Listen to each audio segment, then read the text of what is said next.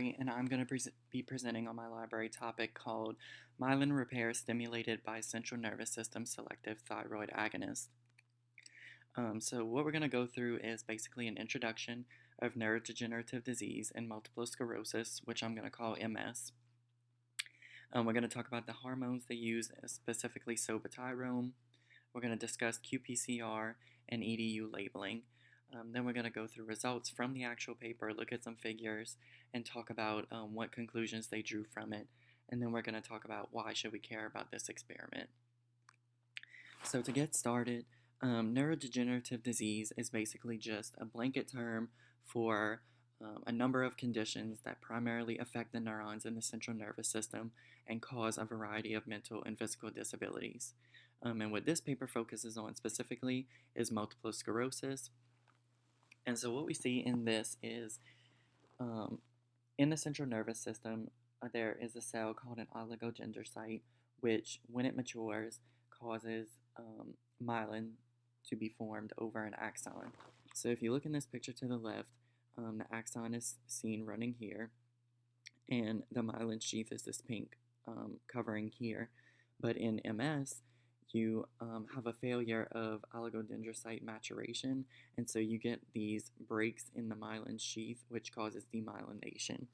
And so we can think of axons as sort of like an electrical wire that has to be insulated in order to send its signals. When the myelin becomes demyelinated, when the axon becomes demyelinated, you're causing a disruption in the signals of the brain and therefore causing cognitive and functional disabilities. And so one way to detect multiple sclerosis in patients is through demyelinating lesions, but these lesions are often hard to see. There's different sections of the brain, and so you might not always catch these lesions. Also, the symptoms of MS are very nonspecific. I have a few down there, such as fatigue, gait, numbness and tingling, etc. But how many other diseases can you think of that have the same symptoms? And so this is very prevalent in our society today. There is no real cure for MS, and so these researchers are trying to look for a possible treatment for this. And so the question they're asking themselves is, can we restore myelin to reverse the effects of neurodegeneration? And they're going to do this through a number of methods. So they're looking at hormones, specifically thyroid hormones. T3 is already shown in the body to stimulate remyelination. So you're getting these oligodendrocyte progenitor cells to differentiate into mature oligodendrocytes. But this does have limitations because, as we know, the more thyroid hormones you have in your body, the more likely you are to disturb homeostasis. So you might create things like hypertension, which adversely affects the heart, bones, and skeletal muscles. So what they're trying to look at is somatotyrone, which is a thyromimetic, and this just means that this compound mimics the effects of the thyroid hormone, but without the adverse effects. And what's important about this too is we're trying to reach the central nervous system with diseases like this, so it has to have the ability to cross the blood-brain barrier, which somatotyrone does have. And this was all found in previous studies, and so now they're trying to build on this and show that yes, in fact, we should be using somatotyrone to treat diseases like MS. And so one method that they're using in this experiment is qPCR. And so you're following the basic principles of PCR, but this time you are tagging your complementary DNA with fluorescent proteins, and so now you have a way to quantify the genes that are actually being amplified. And so they use this to show that somatotyrone is in fact causing genes to be transcribed that are involved in myelination. The next method they used is EDU labeling. And so basically EDU is just a thymidine analog, so that means like the T nucleotide. Thymine is replaced with this analog, and once it's incorporated into the DNA of cells, it acts as a tag so that researchers can identify if this cell was actually active in cell division. So we're going to start off with figures from the experiment. And so if we start over here with figure 1A, we are looking at an immunological assay, and the green seen here is representative of oligodendrocyte progenitor cells, and then the red is mature oligodendrocytes. And so in our vehicle, which is just another way to say control, we don't see many mature oligodendrocytes, which is what we want if we want to see remyelination in cells. And so when we move to treatments with T3 and sobotirome, we see an increase in the red fluorescence in these pictures. And so that means that we are having an increase in mature oligodendrocytes. And so figure B here is just quantitating this data that we see in these pictures. And so we can see that, yes, we have more mature oligodendrocytes in these samples. And so T3 and sobotirome, we see this percentage increase in NBP positive cells. Now if we're coming here in C, D, and E, we're looking at these genes, NBP, KLF9, and HR, and what these genes are, they're just involved in the process of myelination. And so if we do see these mature oligodendrocytes being upregulated, we should also see the genes that are involved in myelination being upregulated. And so we can see here in both of these samples, with or without plate PDGF, which is just plate-derived growth factor, you can see that T3 and sobotirome in each of the samples is upregulated in some form. And so the purpose of this whole figure here is to show us that sobotirome does mimic thyroid hormone action in oligodendrocyte progenitor cells. So in figure 2, if we come up here in A, this first picture is showing us a regular myelinated axon, no lesions throughout this sheath. But if we go to the second picture, outlined in yellow here, we see lysolecithin, which is just a chemical that induces demyelination effects in the brain. And so we can see here the obvious lesion, and so now in figure B, we see and C, we're going to see graphs that are just quantifying this data. So you can see in our vehicle that was injected with the chemical, you see an increase in lesion volume, which is something you would expect in an MS patient or anyone struggling with a neurodegenerative disease, because you're having this demyelination of axons. But when treated with T3 and sobotirome, we see a decrease in lesion volume. And so you're just seeing that same thing here, but just making it more visual for us. So now if we're coming down to figure D, you'll see another immunological assay. And so this time we have ASPA, which is a hydrolase enzyme that is found in the brain. And when you lose this enzyme, you see demyelination effects. But in this case, so our vehicle that was treated, this means that we have no, or do we have demyelination effects? We see it's these little red dots you can see throughout. There's not too many, but when treated with T3 and sobotirome, you see an increase in the number of these red dots here. And so that's an indicator that T3 and sobotirome are in fact working to promote remyelination in the brain. And so now we're coming down, we're seeing MBP, which we just used in the last figure. It's representing mature oligodendrocytes, so we can see an increase in the green fluorescence in T3 and sobotirome as compared to the vehicle here. And so now in E and F, we're just seeing the same information that we see in figure D just quantified here. You can in fact see an increase in these two cells in the body. You're seeing an increase in T3 and an increase in somatotyrone. G is representing these figures down here, and so let's start off on figure H. So if we're looking at no cuprizone models, this is just meaning that we're looking at a normal mouse that has no demyelination effects, that was not treated with any chemical. This is a normal brain. This is each one of these circles represents a myelinated axon. But in our vehicle here that was treated with lysolecithin, we're seeing a loss in these myelinated axons, but when treated with T3 and somatotyrone, we see an increase in the number of myelinated axons. And so that's all that this graph is showing here. This would be a normal mouse, no loss of myelin sheath at all. Then we have our vehicle that has significantly less myelinated axons, but when treated with T3 and somatotyrone, we do see an increase in myelinated axons. So this whole figure is just standing to tell us that T3 and somatotyrone treatment promotes myelin repair in these models.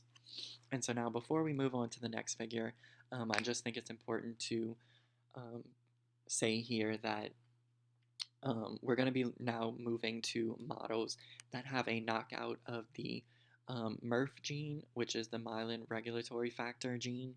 And basically, they are just transitioning to this model because it gives us a better look at what is actually happening in humans. So in figure 3, now if we're starting at A up here, they show us a segment of an axon with his myelin sheath, and you can see the zoomed in picture here. So you can see how it's more faded. There's some lesions within this myelin, but when treated with somatotyrone, it appears to be darker. No real lesions can be seen, and so this is just indicating to us that the somatotyrone does in fact remyelinate these axons. And so this picture is showing the same thing, but as you can see, this was the rostral view. This is the caudal view of the axon, so you can see in both sections an increase in myelin production. And these graphs are simply just quantifying these pictures so that we can see it. And so now if we come here, same thing. Our Cre negative is the same thing as our cuprizone models in the last slide. It's just showing what a normal mouse would look like, no demyelination effects at all. But our control here, when treated with the chemical, in knockout mice, I'm sorry, this time we're looking at knockout mice, you can see there is significant loss of myelinated axons, but when treated with somatotyrone, you can see an increase from the control to this picture of myelinated axons. So this graph in F is just showing the same thing. Percent of myelinated axons was increased in somatotyrone compared to the control. Now G here, G is a very interesting model. This graph is very overwhelming to me, but what we learn from it is some valuable information because, so some background on anatomy and the development of myelination. So this yellow line is representing Cre negative, so it's just representing a normal mouse, and this is showing the thickness of the axon at baseline. But when we see remyelination of axons, you are not going to get the original thickness of axons that have had no degeneration in their myelin. So you do expect to see thinner myelin sheets in remyelinated axons, and so that's what this graph is showing. As it's going up, you're seeing in thinner myelin sheets, and so this is basically just backing up the fact that we are in fact making new myelin, and we're not just quantifying data from myelin that's already there. And so now if we go to H, this is when they're going to use EDU labeling, and so they are labeling this PDGFR, which is plate-derived growth factor that I had talked about before. And then they're also quantifying ASPA, which was that hydrolase enzyme down here Both of these are found in the brain, and they're related in the process of remyelination. So if we're treating this with something that does in fact help remyelination, then we should see um, more of this green fluorescence from the control to our sobotirone treatment, and we do in fact see more of these green fluorescence in these pictures. And again, these graphs in I and J are just quantifying this data, and we can in fact see that our sobotirone here and here has increased EDU labeling. And so we do see that these nerve cells in the brain are regenerating. And so this whole graph stands to tell us that sobotirone hastens myelin recovery and oligodendrocyte maturation in knockout mice. So now if we're coming to our last figure here in 4, this is just backing up all of this data with actual motor performance. And so what we're looking at in A is a clinical score based on your physical abilities. And so as you're going down in this chart, your motor function is actually increasing. And so we can see if we're looking at our positive control that has no treatment with sobotirone, you can see that it takes longer for this. I'm sorry, we're looking at the blue here. I'm sorry. So you can see that the clinical score takes longer to improve, whereas if we're looking at the green here, the clinical score starts to decline faster with sobotirone treatment. And so now, if we're looking at figure B, this is looking at rotor rod latency. So this is, again, another test that they used, a functional ability. A rotor rod is basically just a glorified mouse wheel, and it's easier to track the motor function of the mouse. And so Cre negative in our orange here is a control of a normal mouse with no motor deficits. But if we start to look at the blue, which is our control treated, has no remyelinating effects to it, we see that it takes longer for them to gain their motor function back. But if we're looking at green, which is our treatment with sobotirone, we can start to see the score, the motor function come back earlier and actually increases more than just the control mouse. And so C and D is just quantifying this data, so we can see that it took less time in weeks for sobotirone than the control to improve motor functions. And then we can see in figure D that actually the mice treated with sobotirone had a greater % recovery than the control. So conclusions from this paper, sobotirone is a thyromimetic that eliminates the adverse effects caused by excessive hormone therapy. It is central nervous system selective, and it does activate oligodendrocyte maturation, thus remyelinating the axon. And now scientists are looking at this to be a potential therapy for MS. And so why should we care about all this? So I left you with some facts that you can read through of the number of people affected by all of these diseases. But what I'm more interested in is the total. So we have 6.4, if you add up all these numbers here, you have 6.4 million Americans with neurodegenerative disorders. And so that really, hits home for me with someone who did have a family member who suffered with Alzheimer's disease. It was the reason I was interested in this project. Lots of these diseases do not have good detection methods. There are not a lot of treatments, and ultimately they really strip the quality of life away from these patients. And so it's something we need to look into more, and an area that definitely needs greater research. So here's a list of my references. And I just want to thank Dr. LaFleur and Dr. Rajay for introducing me to this topic and helping me work through some of these complicated figures to create a good presentation. So I thank you for listening, and I hope you have a good rest of the semester. Thank you.